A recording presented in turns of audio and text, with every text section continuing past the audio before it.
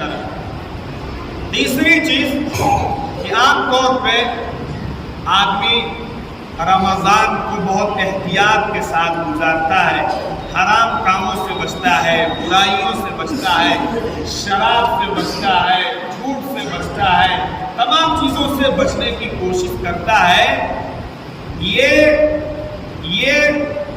بزرگوں کا یہ کہنا ہے، اللہ والوں کا، کہ ہمارا عمل قبول ہوا ہے یا نہیں، اس کا اندازہ آپ اپنے اگلے عمل سے لگا سکتے ہیں۔ مطلب اس کا یہ ہے کہ جیسے ہم نے نماز پڑھی، اللہ نے ہمیں آگے نماز کی توفیق دی، اس کا مطلب کہ ہمارا پیچھے والا عمل اللہ نے قبول کر لیا۔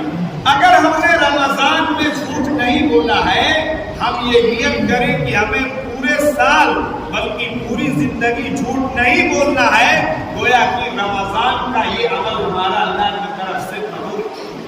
ہم نے رمضان میں تلاوت کا اہتمام کیا ہے، ہم یہ طے کریں کہ ہمیں پورے سال بھر بلکہ پوری زندگی بھر قرآن کی آیات کی تلاوت کرنے کا اہتمام کرنا ہے، یہ طے کریں، گویا کہ ہمارے رمضان کی تلاوت قبول ہو۔ اس طریقے سے ہر عمل میں میرے عزیز و بزرگ دوستوں، ہم نے جس طرح رمضان گزارا ہے، آئندہ پوری زندگی گزارنے کی کوشش اور پکی نیت کریں، اللہ رب العزت کی طرف سے توفیق ملے۔ اور